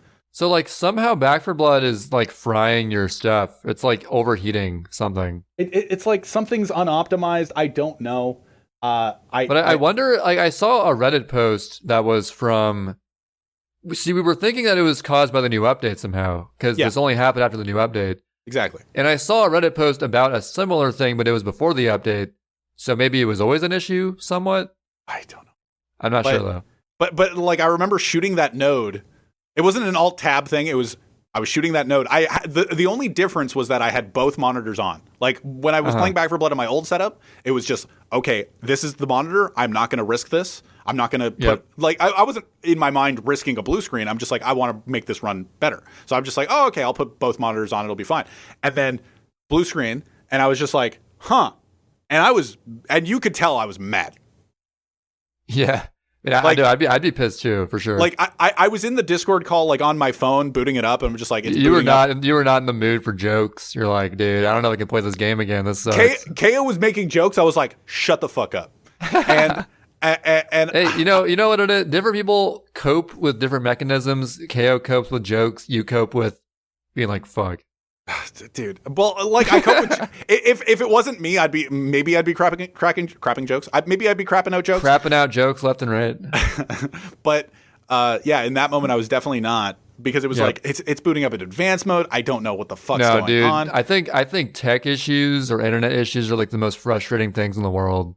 Yeah, there was just like one night a few months ago where I think Google servers must have been down or something because my internet just like wouldn't work. And I assumed, like, oh, it must be because, like, Google's fucking, like, how could Google ever fail? And I spent, like, hours trying to fix this issue that I couldn't fix because I didn't know it was just, like, the servers. So I woke up the next day and it was working. And I was like, wow, I spent, like, 2 hours of, like, all that pointless toil yesterday. Yeah. when it was just I'd like just wait for it to go back up. Yeah, tech issues suck, dude. But yeah, so I booted all back up, and luckily, knock on wood, like nothing was fried. It booted all up like somewhat fine. Knock on wood. If it fucked up your PC somehow, oh my god. Right? Like if it's just like, oh, I've gotten this new PC a week and a half, and then within a week it's just like, oh, okay, fried. It's like, what? So yeah, you've been warned. Play Back 4 Blood at the risk that your graphics card might get fried or like overheat. Make sure everything's optimized. I haven't booted it back. I have not wanted to turn on the game because I don't know if we'll do we even want to play that game anymore? Well, with the difficulty difference and everything, it's just it's a hollow victory. It's not the same game. We beat Act 1 on veteran difficulty before the update. The real pre-update actual veteran difficulty. That's on our resumes. You know what? Steven Sausage Roll is on my resume now. That might go on there too. For all I know. we beat old Back 4 Blood veteran mode on. Old Back 4 Blood Act 1 veteran. And you know what else is? Did you watch that the new Crobcat video I linked? Crobcat. I linked it in the our Back 4 Blood group. Oh no, I don't know. I mean, you know Crobcat, right? He has like those famous videos, like exposing like the shitty practices of like Cyberpunk failed release and stuff. And he has really good videos. I didn't watch the vid, sorry. And it's basically a video comparing Left 4 Dead with Back 4 Blood and sort of just showing like how much more time and care that Valve put into their game than like this new studio did. Sure. And you can clearly see the differences. Like the zombies were just so much more expressive. The characters were way more expressive in Left 4 Dead. And it just sort of shows like some laziness that Back 4 Blood had. Like being a game that's like 12 years newer, it should be better, right? Yeah. But you can see like they definitely like it's just doesn't have the same level of care put into it. And like seeing that, I don't know, it almost like sours my opinion of it almost. I see I'd be totally fine continuing to play it. I'm just afraid of it. I'm afraid of Back 4 Blood. I feel like it's not like one particular thing. It's just risking your PC plus the difficulty plus like sure maybe the game isn't as like well put together as like Left 4 Dead was. I don't know. It's whether we finish it or not, we'll see. I just don't understand why like if you play my setup worked for a month and a half. My old setup worked for a month and a half, and then at blue screen I'm like, oh, okay, new setup. Oh wow, I'm really excited to play it. First session, blue screen. I'm like, what the fuck is going on? I don't want to risk your new PC, dude. It doesn't make sense. Why? We should just like start doing a new code. We should start playing The Forest, maybe. Video games are scary for the wrong reasons. Video games are hard on your computer, apparently. It's like playing FNAF and it's like, what is it? Eternal Darkness. It's like you're playing Eternal Darkness and then it just like does the file error or whatever. A true horror game would be like, blue screen. Like, it's just like, oh. A true creepypasta actually like fucks up your computer. That sucks. Like, no, I'm financially ruined. No. Oh, I'm just like, that moment where I'm just like, it's stuttering and I'm just sitting there going like, not again. Yeah, we should start playing The Forest, I think. That's I actually played you brought up The Forest. I played it. I used to stream it in 2014. Yeah, KO and we were on the fence because we're like, well, Sid's played it before. Like, it's more fun going into it new, probably. I don't remember a lot of it, but although I remember it might be a situation where, you don't remember a lot of it, and also it might be like a Terraria type deal where it helps to have someone who kind of knows what they're doing. But also it was also not pre-release, but like beta. You know? Oh, so like maybe it's a lot better now. Like in development, you should buy it, maybe like play it now. And I was just like, oh, okay. And I saw people streaming it, and this was like literally 7 years ago. So yeah, it'd be like probably some of it would probably be spoiled for me, but that's probably it. I really enjoy doing co-op stuff with KO and Dappy and you. So I think doing like some kind of new game. I think The Forest has potential. Yeah. So maybe someday. It's just a shame. Like you talked a little bit about Back 4 Blood like versus Valve. I really enjoyed Back 4 Blood. We probably won't play it anymore. I mean, I'm enjoying it. Like, don't get me wrong. It's just seeing the comparison is like I didn't appreciate Left 4 Dead as much as I probably should have. Like, it's so Left 4 Dead is so sick. There's so much. Like, I think that Valve was just like such perfectionist with what they made. Yeah, it really shows. But yeah, so that all happened, and now we're scared of Back for Blood. That's the end of this is the end of the Back for Blood updates. We are ever. scared of it for the wrong reasons. Yeah, we're scared of it for the wrong reasons, and it sucks that it's easier. Yeah. Yeah. That's Back for Blood. I guess I had one like final thing. Unless did you have something else? I'm looking through my notes. You can start. Did you have like any pressing news you had to get to? Do you want me to do a quick news segment? There's quick. Sure. Quick. There's a new Mario Kart in development. What? With a new twist. Quote unquote, I didn't even hear twist. about this. What the hell? See that I'm not surprised. That's what I was saying earlier. Just like pre-podcast, it's just like, oh, I have a piece of news that I don't think you've heard about. I didn't see it on Twitter. That's crazy. It was. I think it was like last night. It was announced. Not announced to like the world, but IGN had an article and stuff like that. And one of the articles said there could be a reveal as soon as this year. Quote. And I'm just like, whoa. As soon as this year, it's what? Sure, like a reveal. Hopefully. Like, how long has it been since Mario Kart 8? And then it's Mario Kart 8 Deluxe? I think that came out, like, what, 2013 or something? Yeah, like, I streamed it in 2014. Decade. And it was old then. So then Mario Kart 8 Deluxe. So there's a new Mario Kart. Hopefully it's not called Mario Kart 9, because I'm sick of numbers. It's been numbers for the past 2 games. This is bullshit. Mario Kart DS, Mario Kart Wii. It was just 7 and 8. 7 and 8. Yeah. Well, I'm sick of numbers. I don't know. I want to. Yeah, I know. It's more cool to have like a prefix. I agree. Mario Kart Space. I mean, they literally just called it like Smash 4, right? Smash for the Wii U. Ooh, yeah. That's what it was called. Even lamer. Yeah, Smash for the Wii U, and then they were just like, okay, Ultimate. Smash for the 3DS. Wii U sucks anyway, dude. Yeah. I love thinking about the Wii U. I think we talked about it with Steven, SM Loader. Not the sausage roll. We talked about it with SM Loader a little bit. It's just like how horrendous the Wii U was for Nintendo's like image, because everybody like thinking back to that, they were thinking it's like, oh, when's Nintendo just gonna make software for other consoles? Like that's where they went. And like in everybody's thought, it's just like, oh, they have the Wii like treasure trove, but other than that, like they're out of the hardware game, and now it's just like 8 years later and everything. Well, the thing is, they've been quote unquote out of the hardware game since the GameCube. Yeah, because the GameCube was more powerful than the PS2, but like, I don't know, ever since then they've always been like behind. But again, and I forget if I brought this up on a podcast or not, but we were theorizing that like the reason Nintendo games still hold up now is because like they have more restraint on what they can do. Yeah, I think on the Loader episode we talked about this. Yeah, the creativity, like being more limited with the hardware expands your creativity with like working with what you can. Yeah, when you make a new game for the PlayStation, the PC, and you just kind of go like, oh, we're gonna go to the nth degree. You blue screen my new computer. So yeah, we're gonna like just not even bother optimizing stuff, because people these days, they got their 3080 graphics cards. We can have this 200 gigabyte game. It's fine. But then Nintendo, they got to restrain themselves to fit on the Switch, and it's different. So. Yeah, and then you appreciate Steven Saucerdoll for having a 700 being megabytes, less than a gig. 700 megabytes or whatever. Yeah. But yeah, so new Mario Kart, that's in development. Yep. I know it's like old, but we haven't done it. Betty White died. No. That's sad. That's news. That's definitely news.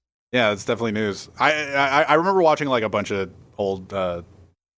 She was on television for years and years. Like I used to watch old movies with my mom like all the time. We had TCM on back a while ago, and Turner Classic Movies, where it's just like really old like movies from the 30s and 40s, and we would watch all those, and it was great. One of my favorite movies is The Big Sleep. I talked about it the other week, and Betty White, like on, there was the Game Show Network or whatever. My mom would always have these weird channels, and the Game Show Network, and it would show like Password from the 50s or like the 40s. I've never even heard of that game show. It's literally called Password, and it used to have like the Lucy from I Love Lucy on it, like back when she was on the show, I Love Lucy, and that was when Betty White, when I first saw her, and like Match Game. She was on Match Game a lot, which was from like Match Game 72 or whatever year it was, and different actors of the time, like people from MASH and people from, I guess people don't know shows nowadays, but like. See, I think this is a big 3-year generational gap moment. Well, it might not even be a 3-year. Betty White did not have an impact on my life whatsoever. Yeah, but I definitely like. I see why she was so influential.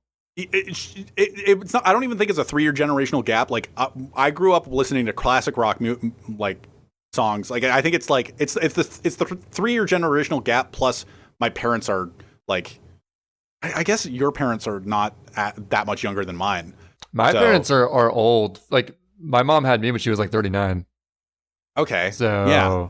So we just listened to like a shit ton of classic rock, and we like I know. I think that's why I'm a Beatles and Beach Boys fan, because like my mom was a huge fan. Yeah. Of them, so my mom's a Rolling Stone fan, and my dad's a Beatles fan. Ooh, that means we're rivals, right? I guess Rolling Stones versus Beatles. That was a huge rivalry I hear back in the day. But yeah, like any song I can sing, like along with, like I know all the lyrics to, are from 90s or before. Like nowadays, I'm just like I have no fucking idea, but. Nowadays they just say swag all the time. It's not even real words. Chillin'. Mumble rap. Yeah.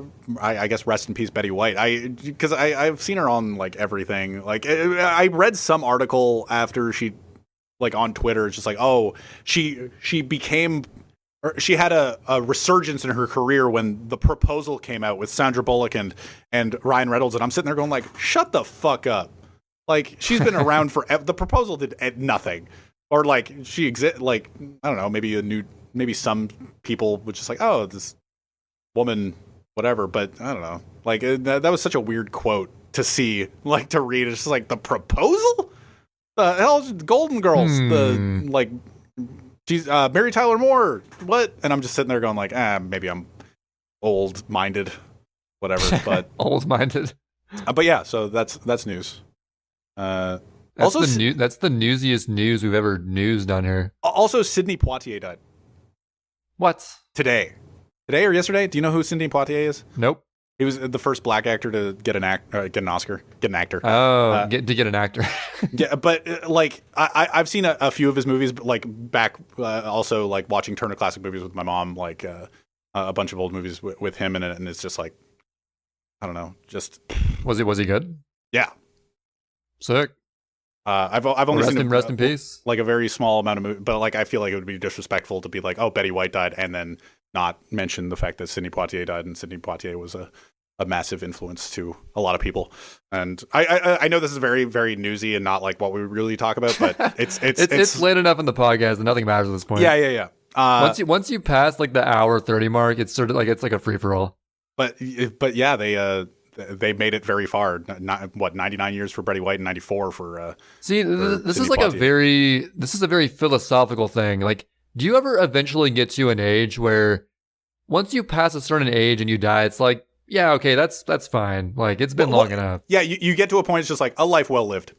Like, eventually, like you get to 100, it's like, does it like we're good, right? Like, we got to 100. You know? The thing about Betty White's death is that there were like articles being like, anticipating. Yeah, like Betty White, like 100 years old. Like, yeah. Oh wait, shoot. It's like anticipating. Somebody awkward.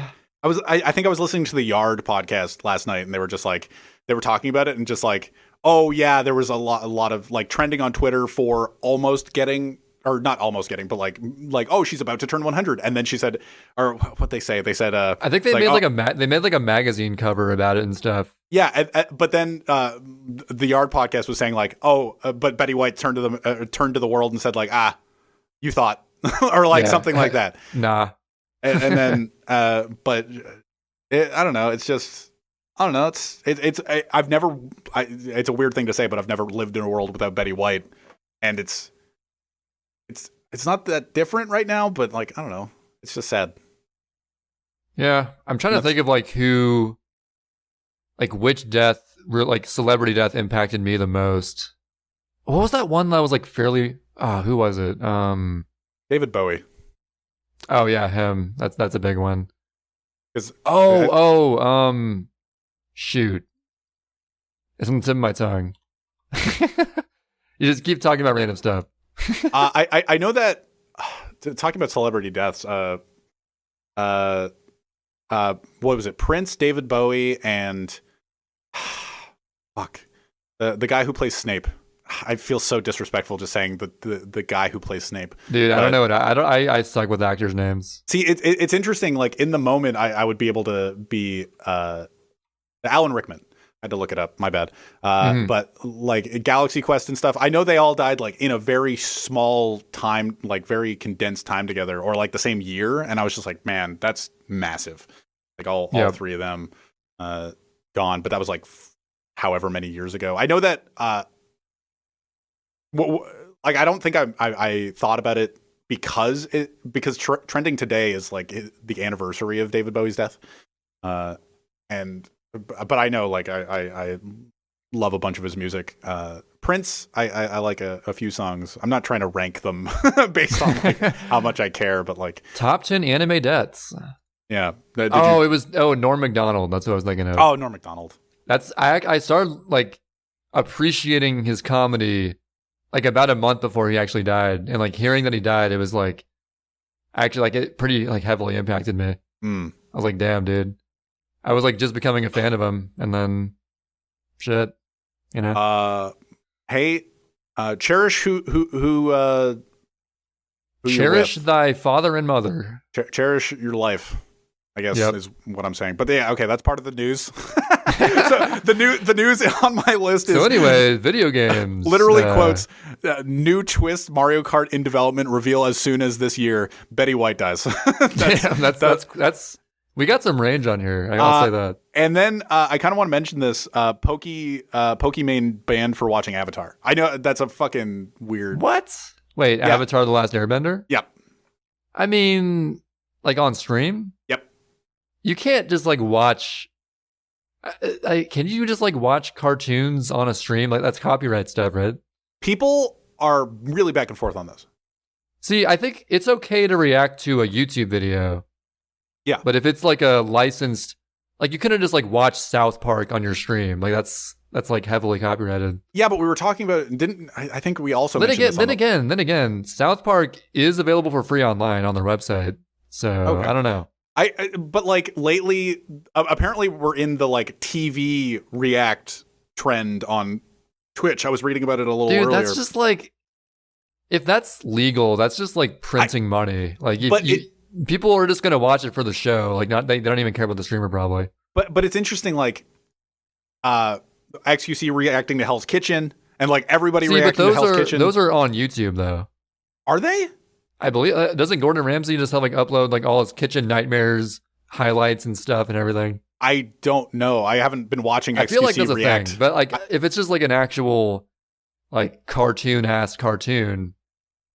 feel like I know Disguised Toast has been watching Naruto. Oh. Lately on stream as well. Like, and he hasn't been banned, and he's recently got signed to Twitch, and like XQC is the biggest streamer of all time right now, and he's reacting to Hell's Kitchen or whatever, watching whatever. See, as much as I'm a huge proponent of I hate copyright rules and stuff. Sure. Yeah.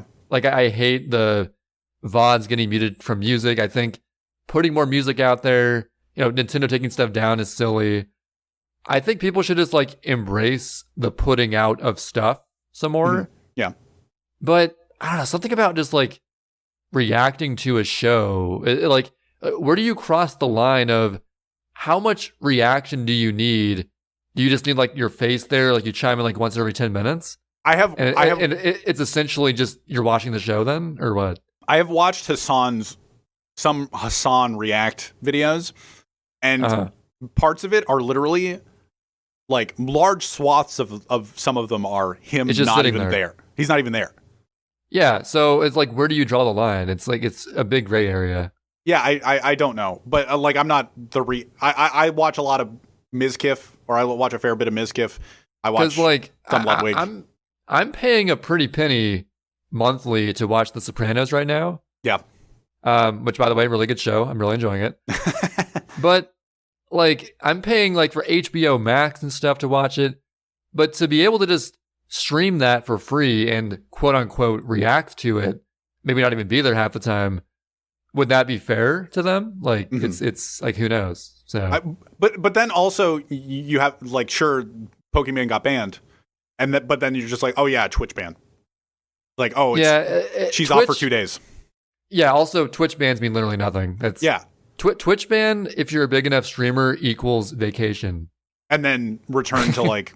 And then return to more viewers. But it was funny seeing those reactions too, because like some of them were just like, "Oh, Pokemon got banned, lol." Like why would Twitch do that? Blah blah blah. She's just doing what everybody else is doing. Why would you ban her? And then some of it is just like, and then it's what the Trihex ban. A lot of people were mad about it. It's like, oh, they should. Like he's just banned and then he's going to be back to more viewers or whatever. Like Pokemon, the same thing. Like in 2 days, she's going to be back and everybody's going to be like, oh, okay. Well, it's not a typical Pokemon stream. I'm going to jump in and be like, oh, hey, because I know I actually tuned into the Trihex one. She's like, oh, he's back. Yeah, I did too. I think banning is honestly like good for your career, which is funny to say. But. Yeah. Well, like not that we're the end. We're not the be all end all or whatever, but we're talking about it. Yeah. And I wrote it in my notes. I don't really watch many big streamers, so I didn't even know about this. But yeah, that's interesting. So that's a thing. What was I going to say? I was going to say something else. I think I'm good. I can't remember. Oh yeah, there was a suggestion just like adapting Twitch bans. It was just like a response to another tweet. It's just like, oh, they should suspend their sub badge for a month, or their sub button. But then I was just like, or like punish them monetarily somehow. Make it some way so they lose some money from it. And I'm sitting there going like, I don't like it's. Yeah, I think Twitch is already gross enough with how much profit they take from subs and stuff. Yeah, but and they would never do a thing. Like getting more subs only helps Twitch. Yeah. So they wouldn't do something to like cut off sub streams. Because that's half of that money goes to Twitch. Remember that. So. But also like amongst their competition with like YouTube or just like other streaming sites, they don't want to like be like, oh, this is our streamer, whoever. We're gonna punish them like we're their parents. Or like I don't know. Like obviously the meta of all of it, but I don't even know what to say.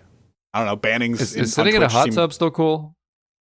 To some people still hot tub stream. It's been a lot less popular since it left the just chatting category. Apparently, I think is the novelty finally wearing off.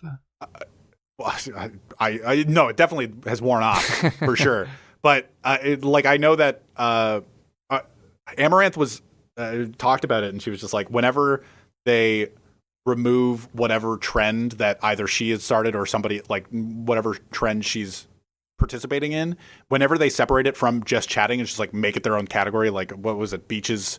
It was like pools, beaches, and something. Hot tubs, pools, beaches, hot tubs, I think. And when they separate it to another category, sure, like new people will go there, but mostly everybody's just going just chatting and just scrolling through just chatting. So, well, then she rebranded it like under ASMR. Yeah, so. And then they made the ASMR boom thing recently. But yeah, that's the Twitch update. They banned Pokemon and the uproar begins. So what did you want to do?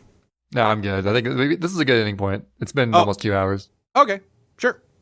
This is like a topic that could like be expanded upon much more. I figured I wouldn't like shove it into the final whatever. I'm actually going to shove something into the last 2 minutes. Oh shit! All right, he's shoving more on. Duolingo. I'm learning Swedish.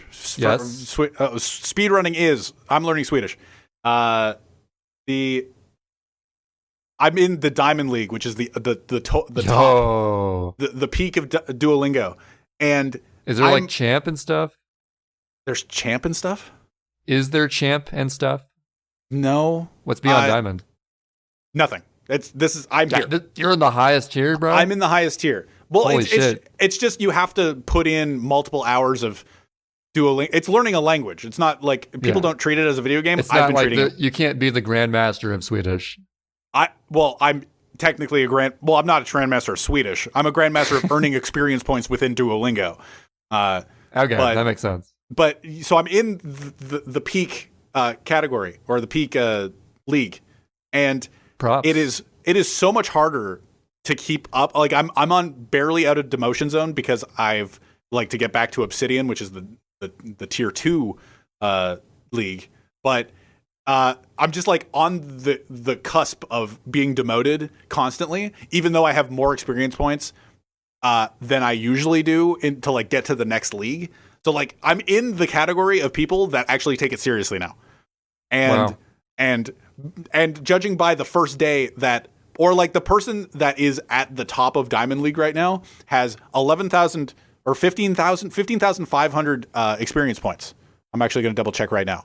15,500 experience points in this week. And I have earned... How many do you get? I have earned entirely... I have 1,000 right now. Or 1,177. That's where I'm at. In like total? This week. No, this week. Oh, okay. But in total, I have earned about 20 grand experience points. So this guy has... And he's gotten almost that in just 1 week. Yeah, 3/4 of it in 1 week. I mean, surely this guy just knows the whole language by now, right? He knows every language. But it's just, I'm in this league now, and I was warned going into it. It's like, oh, it's going to be really hard. And I'm just sitting there going like, yeah, in order to be not demoted, I have to get as many experience points as I have in previous leagues. But I just want to, the peak, the guy is named Dan. It's funny because it's Dan, Sam, and I'm Sid. So it's like people just use their like regular names or whatever. And they're Steven. They're all 3-letter, 1-syllable names. There's Steve. There's Steve. There's Chris. There's Julie. Like I'm just looking through the names. But fucking Julie. So the guy who's at or his name's Dan. I don't know. Who has the most experience points right now? He could probably be the Duolingo speedrunner. Does he have like other language stuff as well? I haven't looked at his profile. Or he's just like a Swedish man. No, it's all languages when you're in the league. So it doesn't like you're just randomly put in. It doesn't mean that everybody's learning Swedish or Irish or whatever. Irish. But he's apparently learning Finnish, German, and Spanish. He has almost a million. He has almost 1 million experience points, or almost 1 million, 650,000 experience points in Spanish. He's learning all the languages, I guess. He has learned so much Spanish. He's so good at Spanish. But yeah, I don't know. I had that note in there, just like Diamond League's where everybody cares. And I'm here, and I think I'm going to have to like over the next day and a half.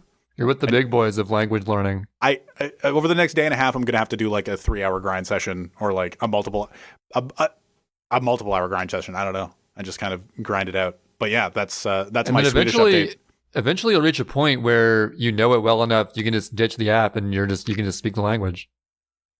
Yeah, at this point, my Swedish progress is I can figure out what you're saying, and I can reading a sentence by context clues. I can figure out maybe the words that I don't know, or like have forgotten, because I've definitely retreaded some lessons and been like, oh, I know this word.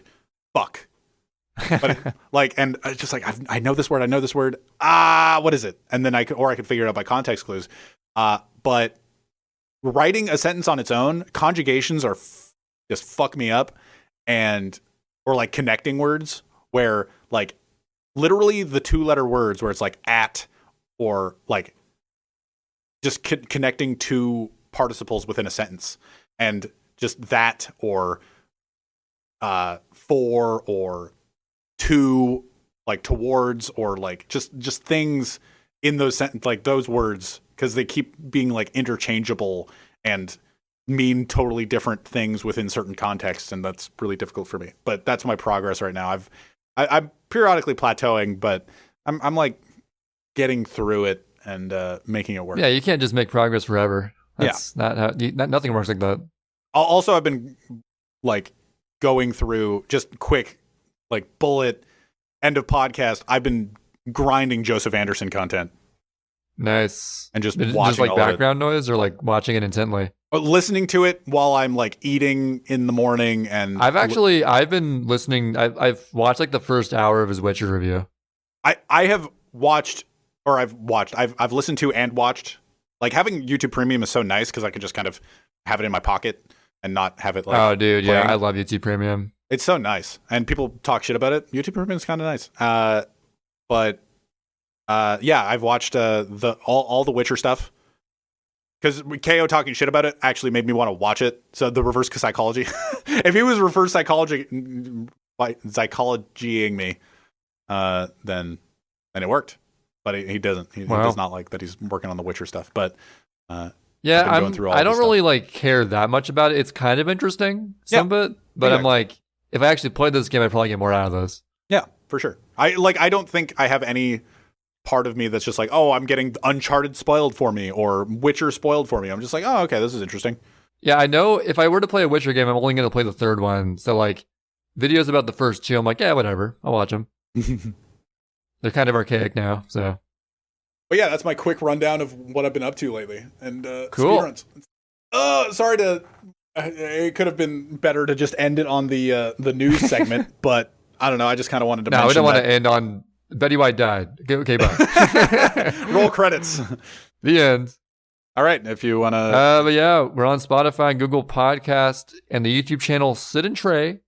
Mm-hmm. And again, like, our schedule might change. Next episode might be like the following Sunday if we're switching it up because of my new schedule. Mm-hmm. But we'll see. So if you have any suggestions for games we should play, like hard video games, easy video games, whatever, we will get around to them within the next 5 years, probably. Yeah, probably. And comment them on the podcast. We go through all the comments. Yeah. Yeah. Peace. Peace, everybody.